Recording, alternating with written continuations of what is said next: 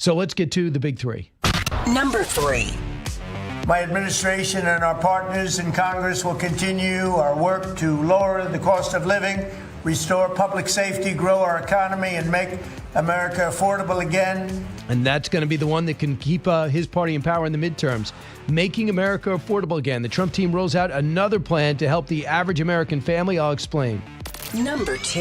Interdictions continue. The problem is interdictions alone are not effective. You have to disincentivize this industry that these terrorists are using to flood our country with heroin, with cocaine, with fentanyl. Yeah, I think he's right, and I don't think that he's going to budge. Marco Rubio, Venezuela standoff, China inserting itself, UK condemning our actions, France going along with it.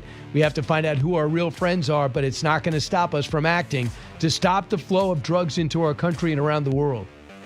Number 1. I think we're in an unprecedented moment that demands that we consider whether or not it's the time for new leadership. Do you think the Senate Democrats need a new leader? Yes, I do, but that's not in my hands.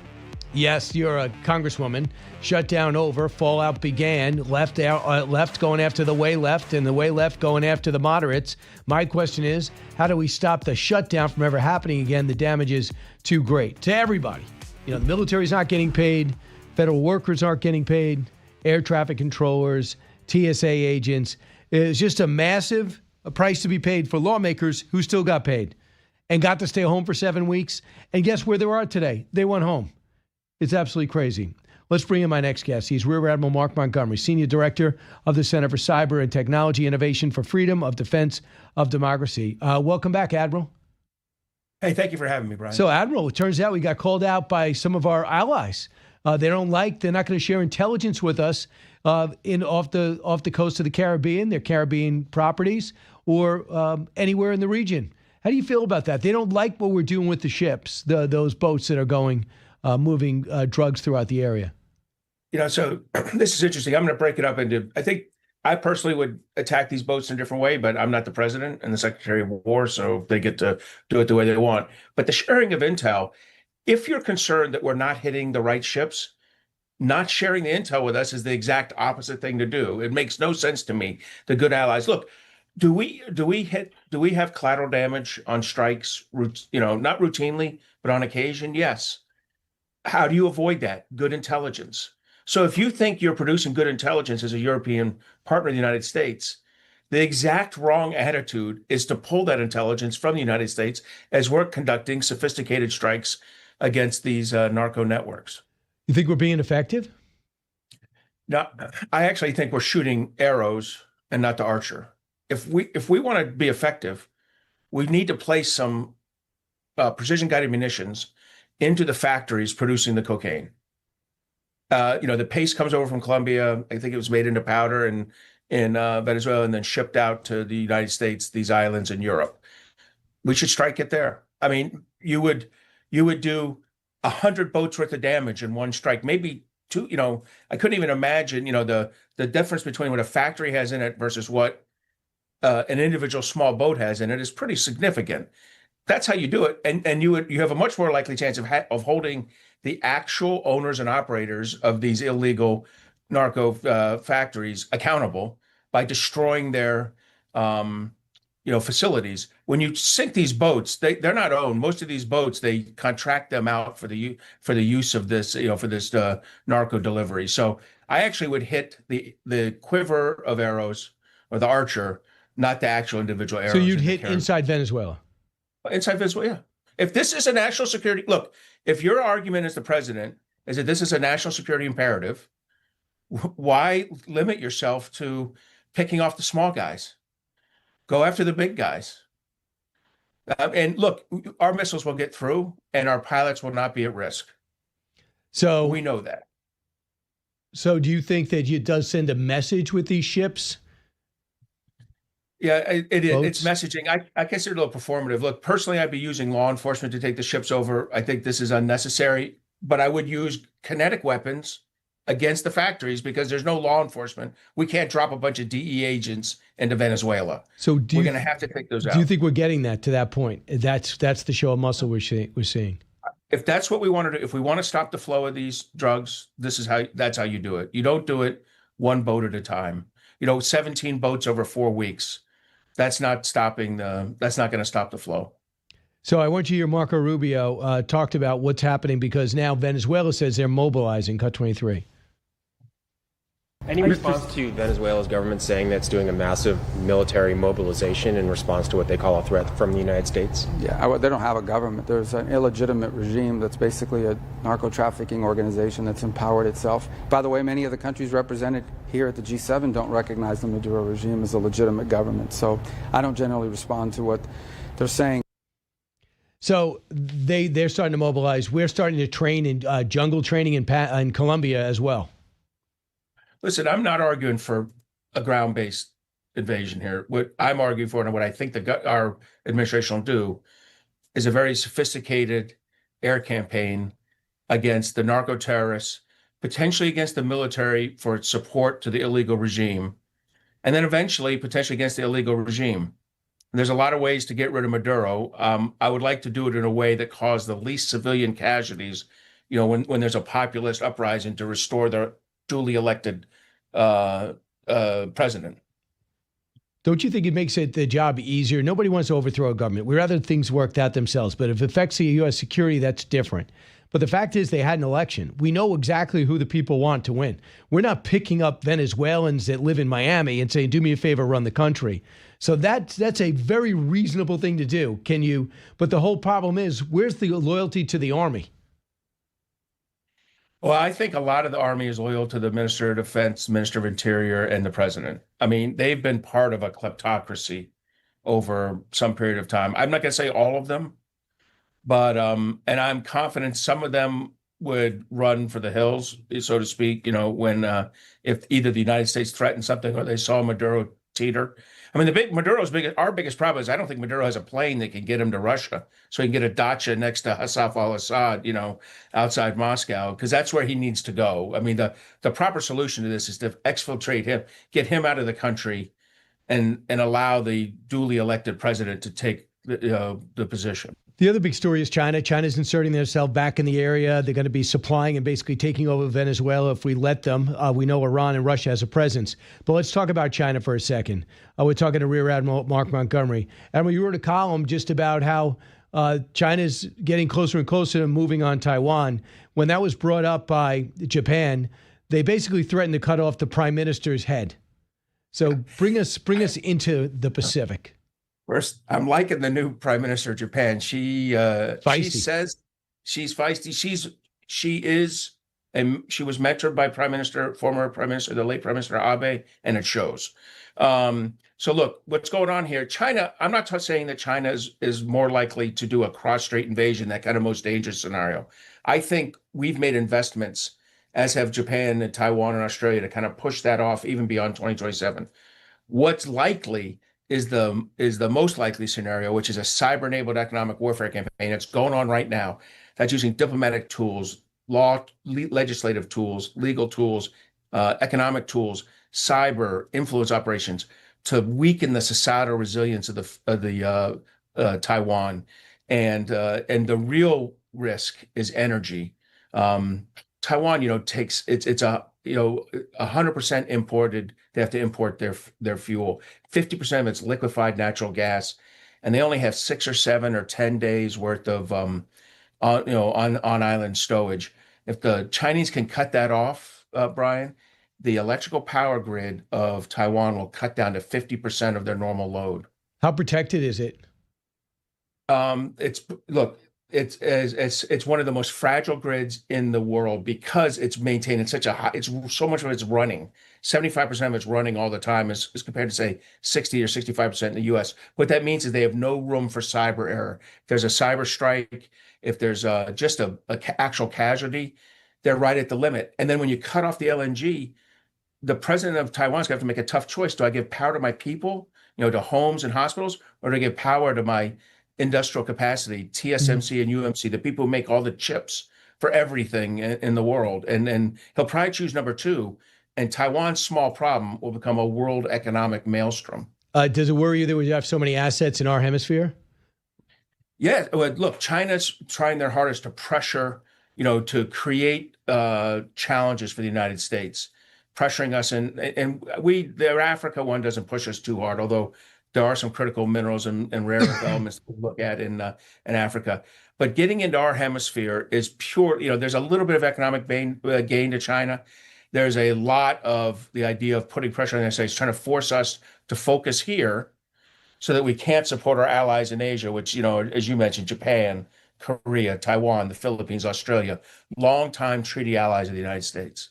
You'd even say Vietnam these days. They seem to like us a lot better than they do China. So, Admiral, big picture question. What do you think bothers China most about Taiwan? Does it give their people an idea of how their life could be if they just were allowed to have a somewhat representative government? Do they hate that example that clearly is getting to their people? That's exactly it. It's the China that worked.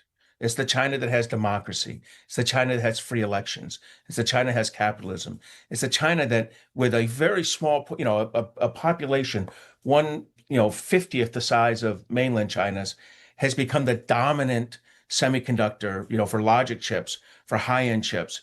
I mean, Taiwan is the most fantastic example of democracy in Asia that you can imagine. And over a short 35 years, they've really done this. It is a terrible example for the Chinese Communist Party, for their people to see what Taiwan has done. And they're going to do everything they can to coerce Taiwan into becoming part of China and losing that example to their people. And lastly, just on what's happening with Ukraine and Russia, I hear Ukraine's making big gains in targeting the oil and gas and the energy of Russia.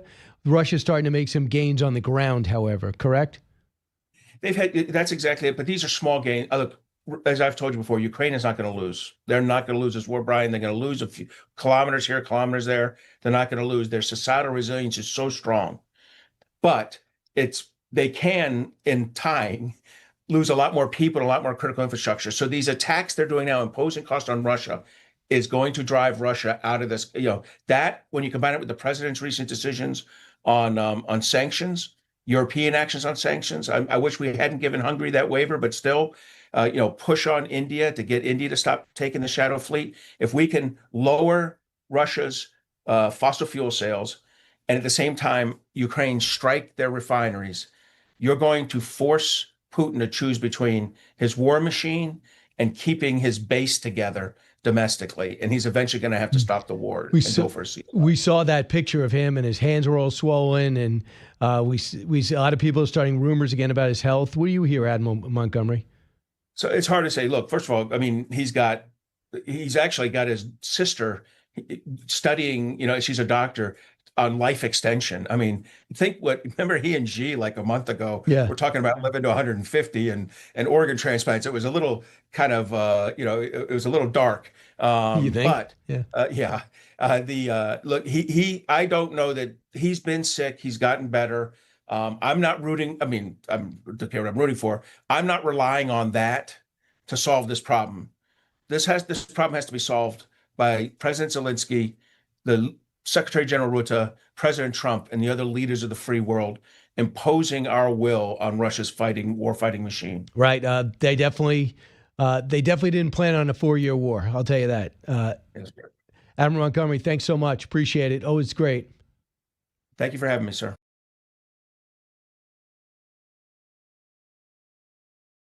These emails prove absolutely nothing other than the fact that President Trump did nothing wrong. In this email you refer to with the name of a victim that was unredacted now and has since been reported on in this room, so I will go ahead and say it, Virginia Giuffre. She maintained that there was nothing inappropriate she ever witnessed, that President Trump was always extremely professional and friendly to her. And they also go on in some of those emails to say that Donald Trump yelled at Epstein and said, "Stop plucking women from Mar-a-Lago." Trump asked, and then he asked him to resign. Epstein said, "Well, I was never really a member, but guys like that just get to go to these clubs. No one even asks for their membership." That's a world I don't run around in, but the rich hang out with the rich. We see Larry Summers interacting with Michael Wolff. We see Michael Wolff doing everything to take down Trump. This guy's an alleged reporter. And just pushing Epstein to come forward with anything about Trump in 2016. We got to stop him. You could get credit for stopping him. Andy McCarthy joins us now, Fox News contributor, former U.S. attorney for Southern District of New York, best-selling author. Andy, what do you think was the most revealing thing to emerge from the 3 pages selectively released yesterday to the New York Times? Well, I don't think it really advances our knowledge of the most material things. I think it dispels this idea, which I never subscribed to, that Trump was involved in the worst of the Epstein activity. I have to say, Brian, I've always thought that was a preposterous theory, because the people who ran, just to back up, if the Justice Department, and remember, this case started back in the first Trump administration, when the Justice Department is trying to bury something, they don't indict it. If you want to bury the Epstein stuff, you don't indict Epstein, and then when Epstein dies, you don't then turn around and indict Maxwell. Because what happens when you indict cases is you get all this discovery that has to go to the defense, and you're not able to hide explosive information. And the other thing, and I say this as somebody who worked in the Southern District of New York, U.S. Attorney's Office, which had the Epstein case in the Trump phase. I say this as someone who worked in that office for 20 years. Not only is it independent from Washington, and does it have a long history of not covering embarrassing stuff up, the people who were running the Epstein investigation included Jim Comey's daughter, Maureen. Now, I think it was very bad for Trump to fire Maureen Comey. I think that was wrong. But putting that aside, she's got no one in that team that was doing that case had any incentive to protect Trump. So the idea that there could be these smoking guns out there showing that Trump was complicit in Epstein's criminal behavior, and that could somehow be buried, and that the people up in New York had any motivation to bury it, has always seemed to me to be ridiculous. So we've known for many years, any of us who've followed Trump and who couldn't follow Trump over the last decade, right, that Trump and Epstein were running buddies for, 10, 12 years, however long it was, and they apparently had a falling out. It doesn't speak well of Trump that he had association with Epstein, but we already knew that. And we had no reason to think that Trump was complicit in the criminal behavior. You could question his judgment, but not criminality. So I don't know. I understand all the fervor over this because, a lot of people made a big deal about how, the Epstein files contained all this stuff that was going to be compromising of all these people. And a lot of the people who stirred the pot on that, like Pam Bondi and Kash Patel, they're now in the government. Yep. And suddenly they say, now we're not going to turn this stuff over. But if you get past the noise, I don't see that our knowledge of the basic important facts has been advanced by what we've seen so far. What you were Megyn Kelly said on her show, the woman in the center of this is Virginia Joffrey. They said in one of the emails they spent hours with her when she said there was nothing untoward ever done with Donald Trump before, sadly, she took her own life. Cut 47. The Virginia Giuffre thing is amazing. That the fact that they redacted that is just incredible to me. First of all, she outed herself as an Epstein victim. Like, you don't have to protect the identity of a victim when she's outed herself as a victim. Mm-hmm. Like, and they know this rule. Virginia Giuffre has been, before she died, all over the news. She wrote a memoir. Like, she gave tons of interviews. Why would they redact her name if that is, in fact, the name, as the GOP members of the House Oversight Committee are saying, given the fact that she'd already been outed? So this is ridiculous, and it does suggest there was an ulterior motive. Your thoughts? Well, I think Megyn is right about, I've now seen the email they're talking about, and Jeffrey's name is in it, so there's no doubt that Jeffrey was the person that we're talking about in that particular.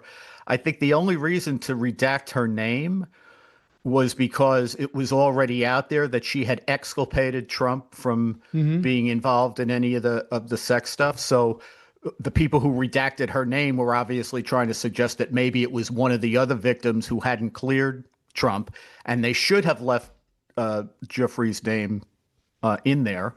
And I actually think, Brian, that the relevance of that email, again, I come at this as somebody who says it didn't make any sense to think that Trump was involved in the sex stuff. So I thought the relevance of the email was that if Jeffrey spent a lot of time with Trump, she may have told Trump a lot of things about Epstein, which is interesting. But that didn't make me suspect, now they have Trump complicit in Epstein's criminality, because we already knew that wasn't true. And I just, again, I think there's a lot of pot stirring going on here, but I don't see that it's advancing much that we didn't already know. But don't we see this pattern a little bit? Doesn't it remind you of the Russia situation? Because you did a book on this. You get a little bit of information, people roll with it, all the networks go with it. Then you get a little bit more information. You got thousands of pages could get released, but let's just put out the stuff that'll get people talking about Trump and Epstein. And it seems like they're orchestrating not to do a negative, to delay and distract in order to build something negative on Trump. It reminds me of the same way they did the Russia hoax, regardless of how it comes out. I think that's right. I think, having been observant of politics for, many decades now, I have to say that in the last, say, quarter century, the biggest dysfunction that we have, and it's led to a lot of the problems that we have, is this this kind of arrangement between the mainstream media and elements of the government to do politics rather than what their job is. So I think as a result, for example, our intelligence community has become very politicized, and we can't rely on them for the things that we need them for, like, is Iran developing a nuclear weapon or not?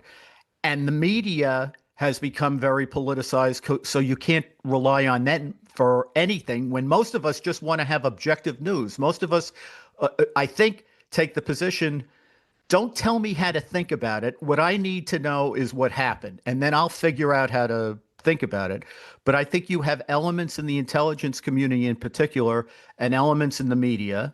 They're on one political side in this country, and they've colluded to peddle all these narratives. And the result is we've got crappy intelligence and crappy media, which we need to have good on both of those ends.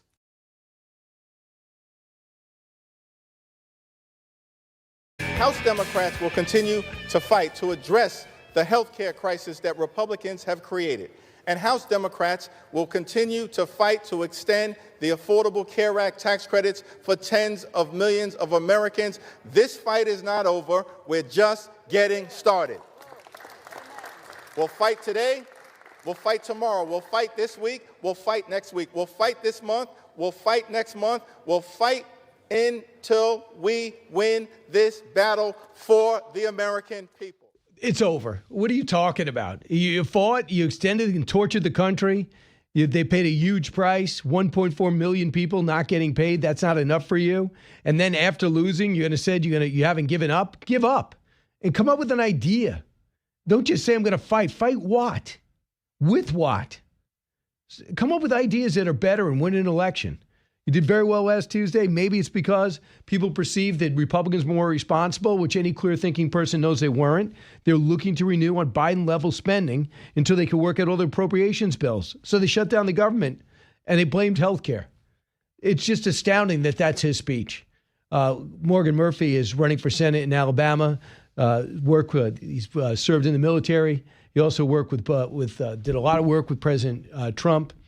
He enters a crowded Republican field for that spot, but man, does he have great qualification. Morgan, welcome. Brian, it's great to be with you. Thanks for having me on. Morgan, you sure you want part of that chaos? I mean, wasn't that embarrassing? Man, it's a mess. It's a food fight every day in Congress, but to hear some of these people talk about fighting, they've never been in a real fight. And they don't know what that is. And it's just pitiful what the Democrats did to this country for the past 40 days. We were on track. Our GDP was hitting 3.8% under President Trump. That is the first real growth since he was last in office. We were pulling out of this Biden economy, and the Democrats tried to drive us right back into a ditch. So you worked for President Trump through the previous administration. Also, mostly served at the White House as head of public diplomacy for the president. Also special envoy to Ukraine and Russia. And you served at war in Iraq and Afghanistan. Just Afghanistan. They sent me. I'm a 26-year Navy veteran, captain in the Navy, and they sent me to a landlocked country. So that's government irony for you. So, your thoughts about this version of President Trump as opposed to 45? Well, what I can say is experience matters. And you can see Trump was great as our 45th president, but look at what he's doing this time around. He knows the swamp. He knows where the creatures are. He knows who to trust. And more importantly, he knows who not to trust. And he's been so much more effective this time around because he's assembled people with him that won't betray him. I saw the betrayal firsthand in Trump 45.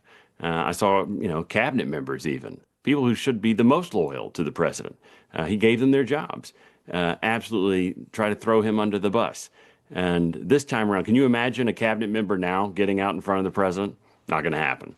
Yeah, I mean, they really seem to connect with each other as well as the president. So they seem like a pretty tight unit.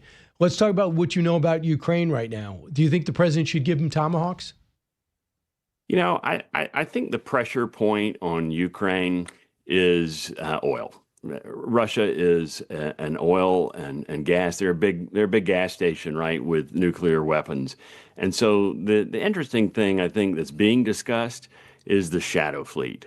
Biden never did really put pressure on Russia's oil. He didn't want to drive up. Oil's a global commodity. He didn't want to drive up the price of oil at the pump and risk his election future by making Americans pay $5 for gasoline at the pump. But this President Trump, has restored relations with Saudi Arabia. We're pumping an additional million barrels of oil a day in the United States since he took office. It's incredible. So we've got more flexibility to really be punitive with Putin on the oil front. And that's, I think, where the real pressure will be. Right. So let them destroy Putin's energy sector. Yeah, you take the money out of his war machine, and he's got real problems. Can you imagine every combatant command in the United States focused like, EUCOM, SOUTHCOM, SOCOM, all of them? The president says seize Quebec, and they couldn't do it. I mean, that's incredible. I think it's an embarrassment that Putin's army hasn't been able to get to Kyiv. Biden was talking about, oh no, he might go all the way to Berlin. He couldn't get to Kyiv. He couldn't get to Warsaw. He's not getting to Berlin. But Morgan, doesn't it also show you, and you're a captain of the army, I should call you captain, but shouldn't it also tell Navy, sure, sorry. Does it also tell you our intelligence was bad? Because our intelligence, CIA did say it was going to fall in 3 days. Oh, yeah. No, our intelligence is rotten. I was in the United States Senate in the most super secret, spooky squirrel kind of, briefing. And they came and they told us, well, Afghanistan's going to be fine for 9 months. We saw how that worked out. And then they came and they told us, well, Kyiv is going to be gone in 3 days. We need to get, we need to get Zelensky out of there. The intelligence briefings that we've got a huge problem in our intelligence community and how they give our elected leaders information. And that's why, to me, it's so important that we send someone with experience to Washington who knows what to believe, when to believe it, and when not to believe it. So basically, you're going to run for the Senate. Tommy Tuberville's moving over. He's going to run to be governor. That's right. So do you think you have the president's endorsement? I'm going to earn the president's endorsement. I'm going to earn Coach's endorsement. When I got in the race, I worked for Tommy Tuberville. We call him Coach. Everyone who works for him calls him Coach.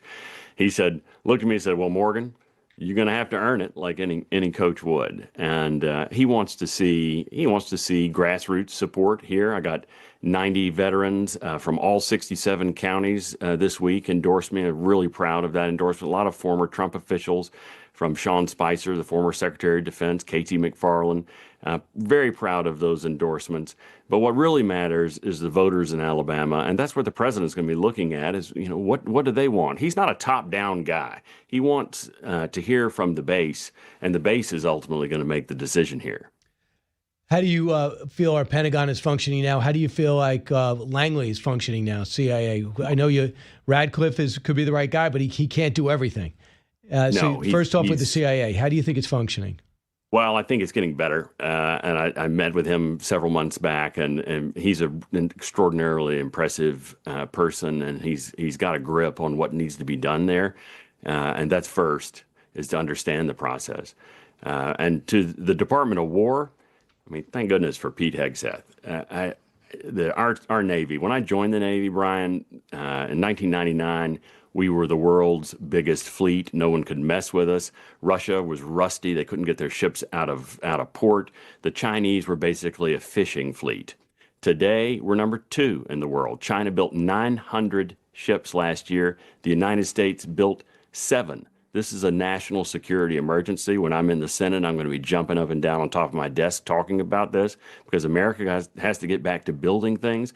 Pete Hegseth directly talked about this last week, saying procurement, fancy way of saying buying things, in the Pentagon is broken, and it is broken. Every weapon system we have, from the big ones to the small ones, every weapon system is behind schedule and over budget, and he's working to fix that, thank goodness.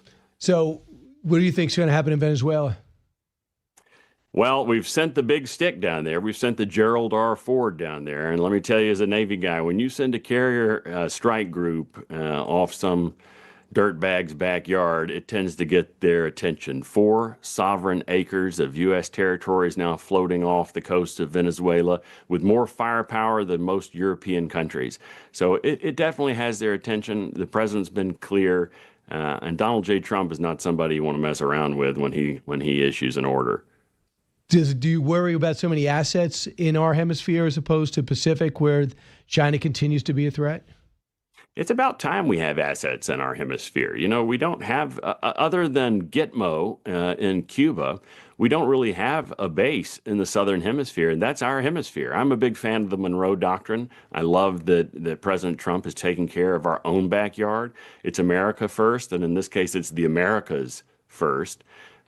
China is certainly an enormous threat, but we have to take care of our own backyard first before we start with Taiwan and Cuba and Korea and others. What do you think the most important thing to focus on in Alabama is? Well, in Alabama, what we need is jobs. And Alabama has been leading the way. We're one of 6 states in the nation where manufacturing is the largest employer. The other 40 some odd states, healthcare is the largest employer. Manufacturing jobs pay well. They produce things. They add to our national security. You can't convert a YouTuber into a welder very easily in time of war. You know, in World War II, we converted Cadillac-made tanks, and Packard-made planes, and Ford-made planes, and Singer sewing machine made, Colt 45s. And that's an urgent matter of national security, that as Americans, we build things. And here in Alabama, we're building things. We're building Mercedes, ThyssenKrupp, Boeing, Honda, Hyundai, Airbus, and the list goes on and on. I'm really proud of that. I want to see the rest of the country adopt that model, so that when you go to Walmart or Amazon, you click on something, it doesn't say those dreaded 3 words, made in China. Right. Morgan Murphy, he's running for Senate in Alabama. He's got a lengthy resume. It's going to be a crowded field, because the sense is you win the primary, you're going to win the general. Morgan, thanks so much. Best of luck. Hey, great to be with you, Brian. Thank you.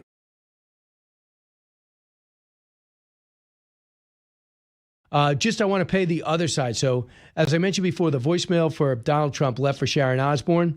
The whole family was around. They played this on tape. This is the reaction to Trump going out of his way to leaving a message. Cut 54.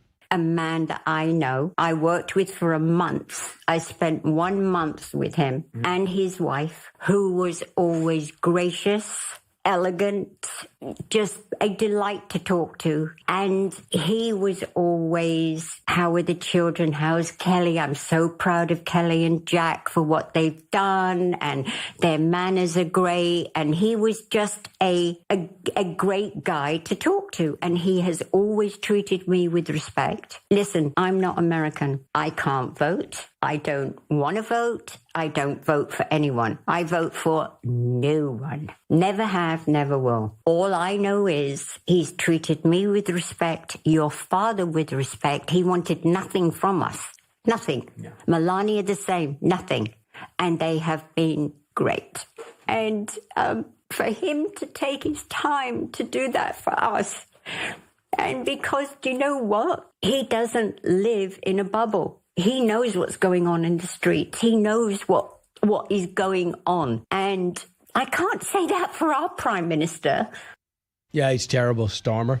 He's his numbers are dropping. And the UK has this great idea.